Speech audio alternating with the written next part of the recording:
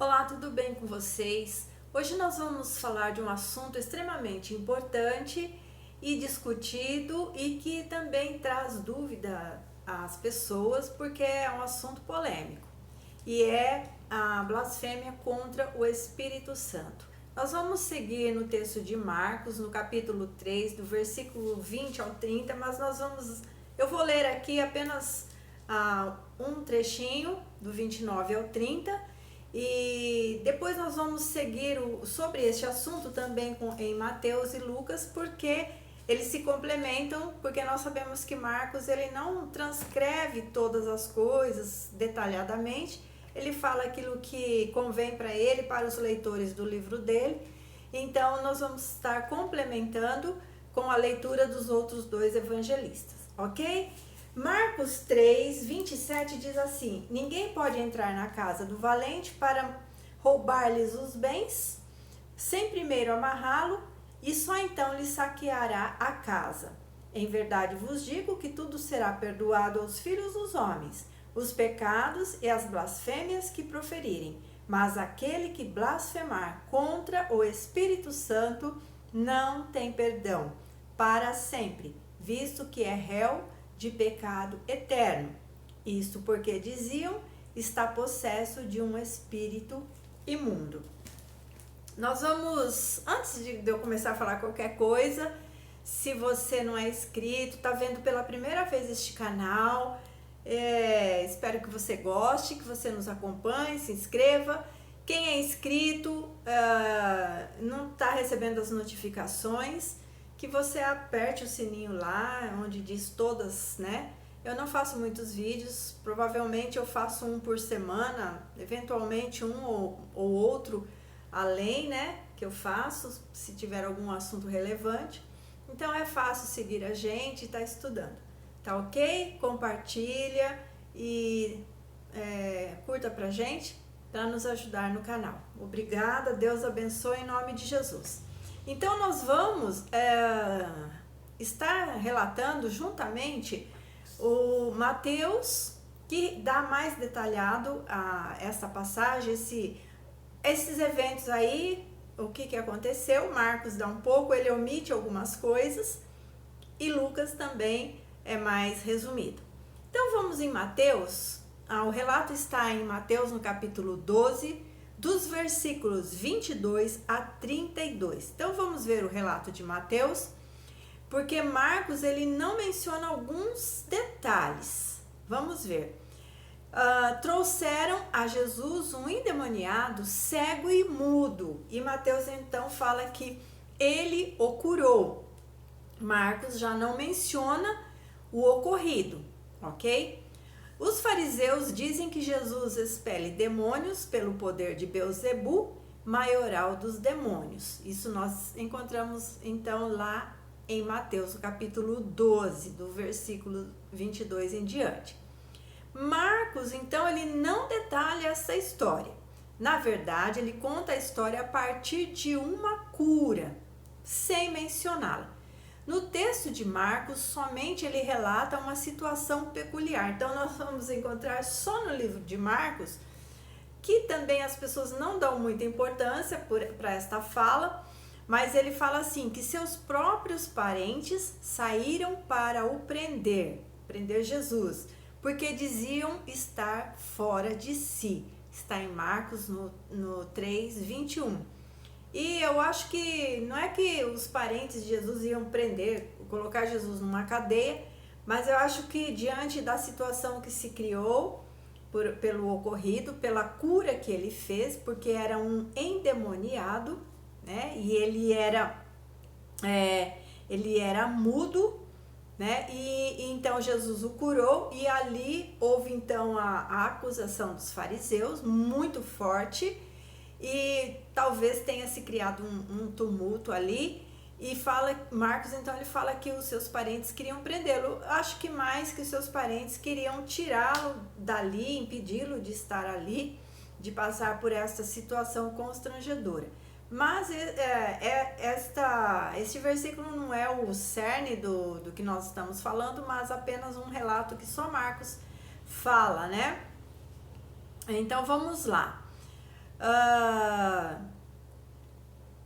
os fariseus então dizem que Jesus está possesso ou possuído por Beelzebu e que expele os demônios por Beelzebu, maioral dos demônios. Então nós vamos abrir um parênteses aqui para a gente saber quem é este demônio, né? Porque ele é mencionado aqui e a origem dele. Beelzebu é o nome dado ao príncipe dos demônios, que é Satanás, provavelmente originário de Baal, né, que era um deus adorado pelos cananeus e que eles ali conheciam, né, historicamente, a respeito desses deuses, né, das nações ali.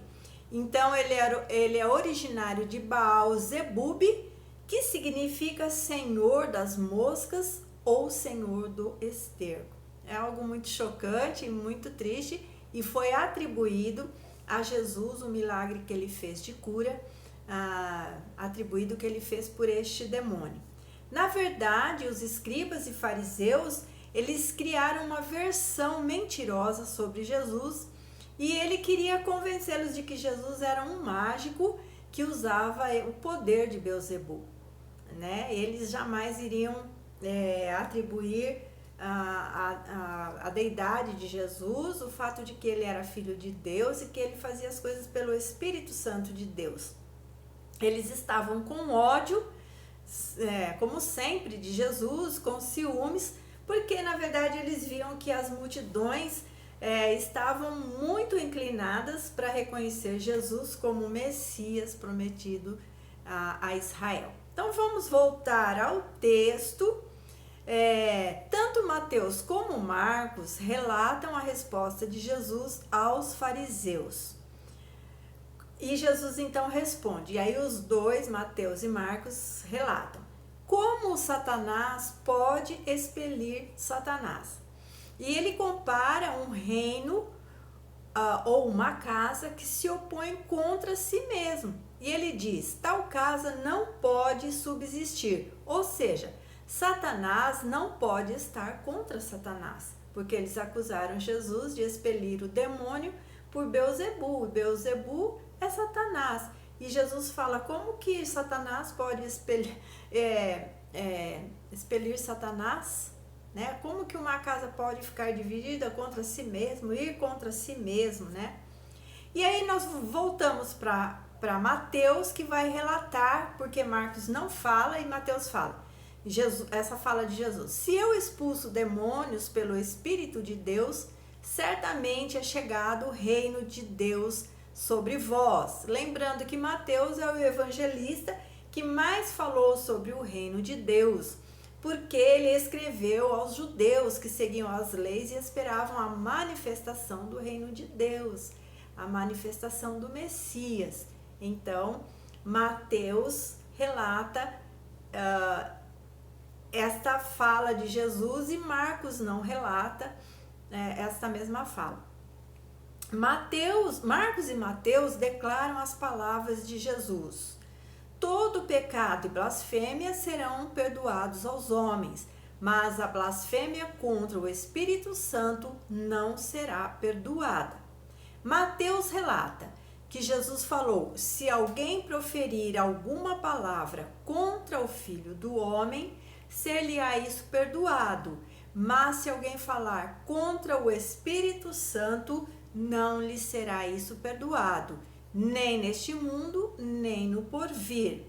E aí, provavelmente, Mateus faz a alusão de estarem pecando contra o Filho do Homem, pois rejeitavam que Jesus fosse o Filho de Deus, e ele era chamado Filho do Homem, né, porque veio em carne.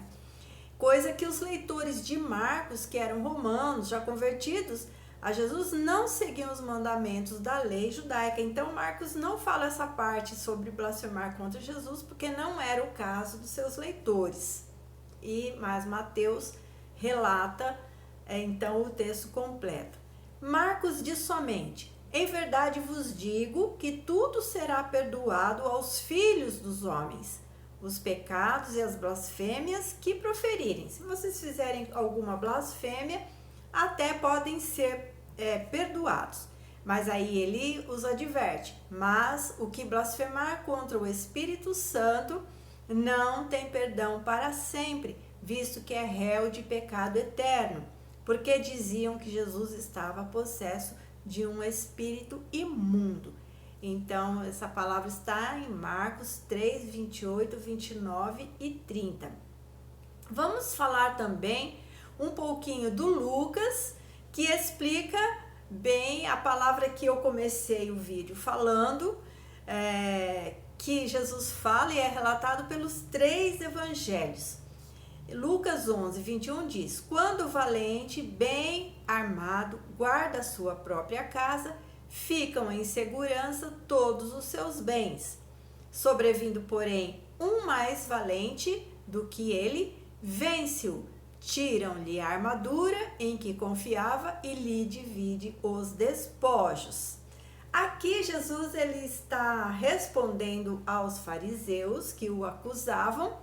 Ele responde com uma parábola, tá? É uma parábola. E na parábola, o homem forte que ele relata é Satanás. Mas ele fala que o mais forte é Jesus. Então, Jesus mandou o maligno embora da casa onde ele estava habitando, que no caso seria no corpo daquele homem endemoniado. O corpo do homem mudo. Com isso, Jesus mostrou que ele nos liberta de tudo que é do inimigo. Conclusões sobre o que é blasfêmia contra o Espírito Santo. Então, eu vou dar algumas conclusões baseado em estudos, várias conclusões, não é uma conclusão somente, nem minha, mas baseada em várias pesquisas e estudos, para que nós possamos então compreender o que verdadeiramente é a blasfêmia contra o Espírito Santo. Então vamos lá. É a rejeição deliberada do testemunho que o Espírito dá de Cristo, da sua palavra e da sua obra de convencer o homem do pecado. Outra, o que rejeita a obra do Espírito Santo e se opõe à verdade, afasta de si mesmo o único recurso que pode levá-la ao perdão. Outra, os fariseus difamaram o Espírito Santo, atribuindo seu trabalho para o diabo. Seu pecado não foi um ato de impulso ou ignorância, mas o resultado de uma rejeição contínua e intencional da verdade em relação a Jesus. Outro, ao insultarem o Espírito Santo, perderam o direito ao ministério dele em suas vidas e não seriam perdoados. Outro conceito, o pecado imperdoável é um estado de pecado. Não é apenas uma palavra, mas uma atitude estabelecida que julga o bem como mal e o mal como bem. E por último, é a rejeição propositada de Cristo e sua salvação. E é o único que, pela natureza, priva o homem da possibilidade de perdão. São vários conceitos. Você pode ter o seu, mas baseado no texto da Bíblia. E eu espero que você tenha compreendido, tá? Porque às vezes as pessoas se preocupam, né? Será que eu blasfemei contra o Espírito Santo? Não é simplesmente rejeitar Jesus, porque hoje, se todos fossem condenados por rejeitar Jesus, nós já somos condenados, porque a Bíblia fala que o mundo está no maligno, né?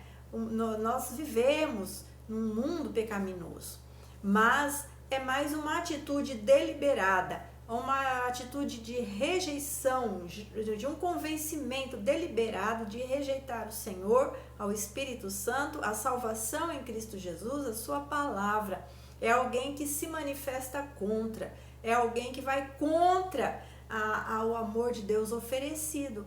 Então, são muitas coisas, mas você tire suas próprias conclusões mediante a palavra. No próximo vídeo, eu vou continuar um pouquinho esse assunto, mas porém sobre outros textos bíblicos que fala sobre o pecado para a morte, né? Vamos analisar um pouquinho, mas vai ficar para a próxima. Se você gostou, compartilhe com alguém e continue com a gente, seguindo aqui nos nossos estudos. Deus abençoe sua vida, em nome de Jesus.